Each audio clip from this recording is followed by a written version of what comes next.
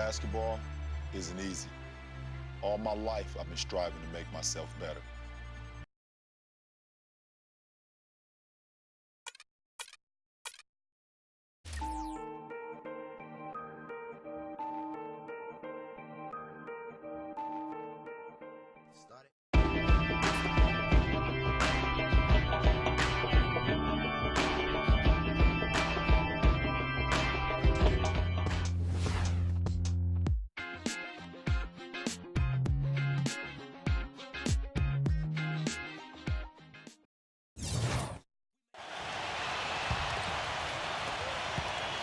For Chicago, they won their last contest that game against the Raptors in Toronto.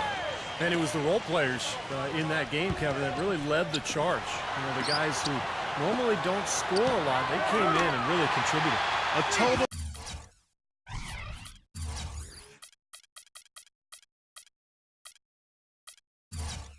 team performance, Steve, the kind you need if you're going on the opponent's home floor. So the Bulls 5 right now. Up front, Boozer and Noah. D. Rose and Jimmy Butler, the backcourt. And it's Dang in at the 3 slot. Now let's go to Doris Burke. Doris. Hi, Kev. The Bulldozer in their last time out against the Cavaliers played really well. He ended up with 38 points and was a big part of their rebounding effort as well, gathering several big boards to help out. A dominating performance from a player who might start making waves around the NBA. That is what the hopes, at least, guys. All right, Doris. Well, what do you guys think? Does that kind of big performance energize a player in his next game, or has it, you know, like Steve, you begin taking a toll physically? I think it just depends on the individual, Kevin. Probably depends on, you know, how he's feeling physically overall. But usually a guy who has a big night like that, it's going to carry over just the confidence. It'll carry to the next game. Yeah, I would not disagree with you on there. There's something about confidence in this game that really fuels you and energizes you. When you've performed well, then you feel like you can do it again and again and again. Here's Boozer. After the made shot from Richardson, kicks to Butler. 6 on the shot clock. He passes to Rose. And the shot is good. Rose has got 15. Well, we've seen that more than a few times. An easy bucket in the lane. Yeah, the interior defense simply has been lifeless. 76ers moving the ball around. Richardson for 3.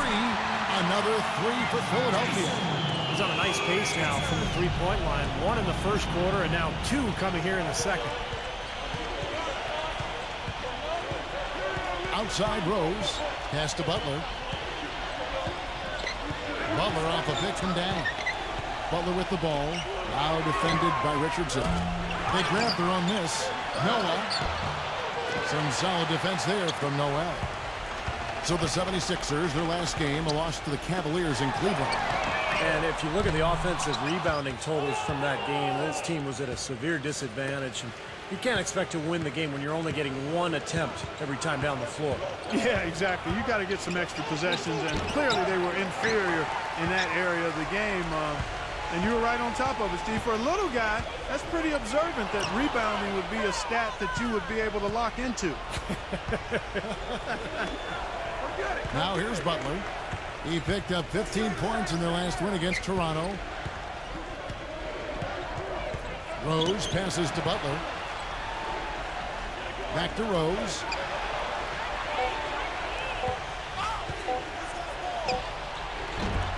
The shot misses. And Philadelphia the other way now. Victory eluded them last time in Chicago when they faced the Bulls. Boy, that was a gut-wrenching loss in what was a very tight game. They didn't rebound well, and I think that's what they're going to have to do much better tonight. They have to be tougher inside.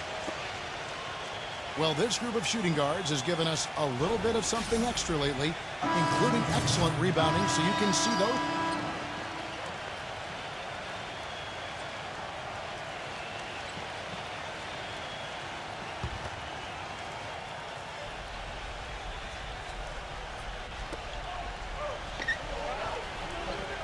Carter outside.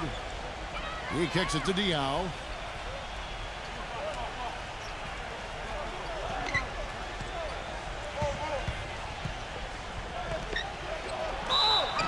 And lots of contact there. Missing the shot. He'll shoot 2. And I guess, Clark, one thing you could point out about that game, that they lost, the battle of the boards. Got completely dominated in that area, Kevin, and statistically that's what stood out. They just didn't bring the intensity. Tonight they've got to bring greater intensity if they want to win. The 76ers have gone 6 of 8 from the field in the second quarter. Bobois, the pass to the bulldozer. Sessions, it's Kid Gilchrist on the wing. Here's the bulldozer, defended by Gibson. Well, what I like about him is at the defensive end of the floor, he brings a ton of energy, and he's fearless when it comes to taking charges. And he'll put his body on the line, get himself in good position, and he'll get his team an extra possession or two every game. And he is a persistent defender too, Steve. I mean, even if he gets caught behind on the break, he'll bust his behind to get back into the play and maybe come up with a block at the last second. Teague gets a screen from Diaw. Passes it to Carter.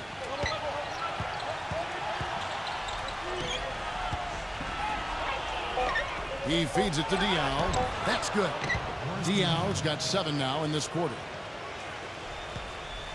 The 76ers trailing. Next up for them, the Knicks coming out here to play. And that's game 2 of this string of 4 games played at home.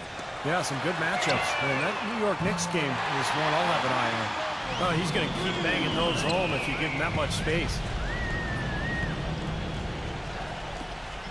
Here's the dish to Dang. T. Now the feed to Carter. And Gibson kicks to Carter. Out of bounds. Philadelphia takes possession.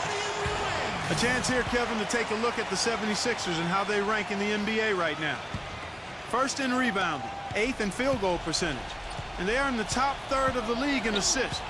With the quality of players they have, you thought they might be better there, but not bad. And probably what impresses me the most, Clark, out of all those stats you're talking about is the rebounds per game, because this is a team that has become very physical. They'll put a body on you, and they'll really dominate the paint if you don't stand up to the task and really attack them back. T kicks to Carter. Pass to Gibson. Clock at 4. And fouled as he went up to the dunk. Good aggressive move, and he'll shoot 2. A lot of answers, but still a lot of questions for how the East is going to ultimately shake out this year. But right now, let's check out where the team stands. We'll look at Chicago. Here in the middle of the regular season, they've been able to get the 4th best record in the conference. And checking out Philadelphia, down 4 spots from them. You know, looking at Chicago, they may be falling off ever so slightly this season. Just a skosh, though. Well, it's so difficult to maintain that level year in and year out. But this is still a very strong team. And, maybe they've had a couple of hiccups here and there, but this could still be a very competitive team come playoff time. Dang dishes to T.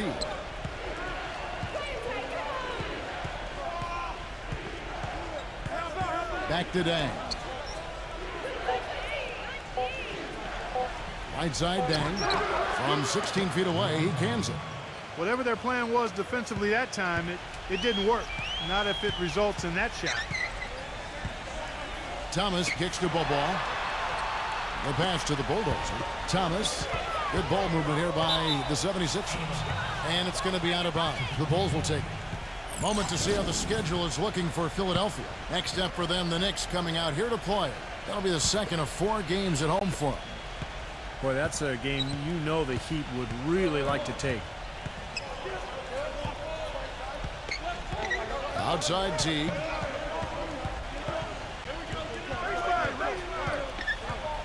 Back to Gibson. Down low. Dang. Chance there to take the lead. Missing. They haven't been able to open up a big lead, but the rebounds are starting to add up for them. They may be able to pull away a little bit. Yeah, they've been doing the dirty work inside, Steve, playing a very tough brand of basketball. That puts them in the lead. Butler's got his first points of the game. Let's look at the energy stats, how the hustle game has been going for the Bulls. Boy, they've really amped up the pressure at the defensive end, guys, and have piled up the steals in the early going. That's right, Clark. And the other thing we've seen is great work on the offensive glass. We're seeing